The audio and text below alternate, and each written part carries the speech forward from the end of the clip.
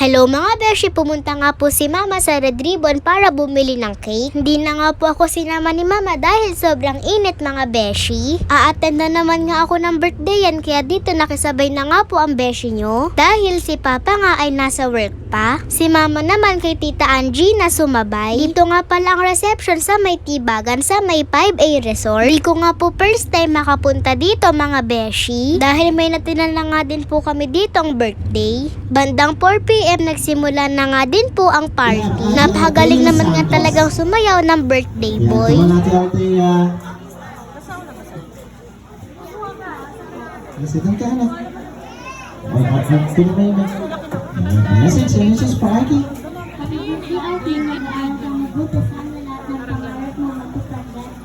Thank you so much. I'll tell the picture.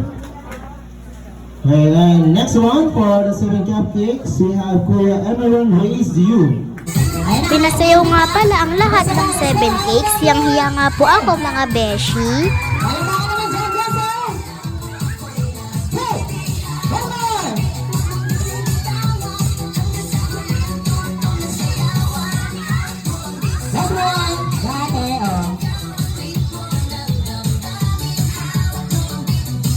Hiyang-hiya pa nga yan siya, te. Ano pa naman natin sila? Maraming salamat na. Ayan, ang ganda. And everybody shout, happy birthday, Arkin! Sino gusto ng cash? Taas ang kamay. Okay, sino gusto ng loot bag? Social hands. At para mas masaya, isasalin natin yung birthday boy natin. Lahat nga po ng bata pinapunta na sa harapan dahil magpapalaro na nga po ng Bring Me. Sakto naman yung pinadala nga po 20 pesos coins. Meron nga po ako sa bag. Di ko nga alam na meron nga po ako sa bag. Nakita nga lang ni Tita Jaja. Buti na nga lang tinignan niya yung laman ng bag ko.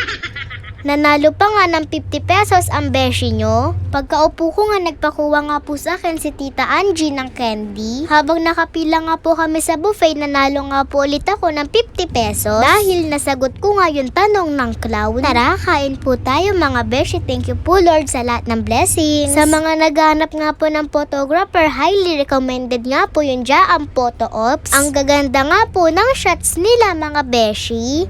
Amaze na amaze nga po ako dito sa ginagawang magic ng magician. Napapaisip na nga lang talaga ako kung paano lumilipad yung table na para bang nagkaroon ng pakpak.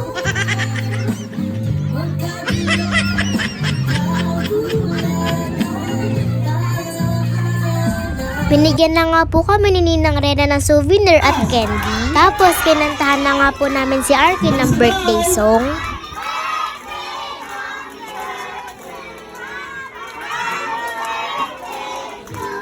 Alright, palapang naman natin ng Kuya. Ito na nga yung last part ng program, yung pabitin at yung palayok. Sa unang pabitin nga yung pinakuha nga muna yung mga malaliit. Sunod naman yung mga malalaki mga beshi. Ano masaya ba? Magkakasakitan na.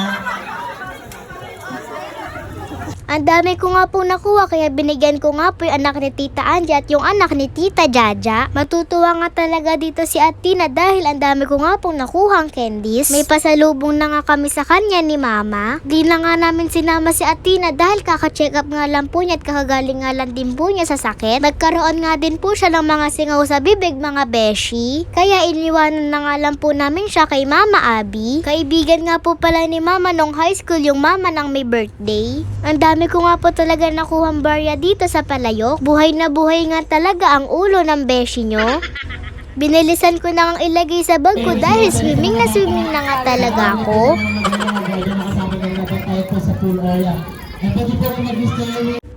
Kaya naman pagkatapos ko nagpalit na nga ako ng rash guard. Nalunod nga po ako mga beshi kaya panoorin nyo nga po hanggang dulo. Nagpo-floating nga po ako nun tapos suminto nga po ako dahil akala ko nga po mababaw na. Sa dami ko na nga po napag-swimingan, di ko na nga po alam kung saan nga po yung malalim. Taon na din kasi nung mainatinan kami dito.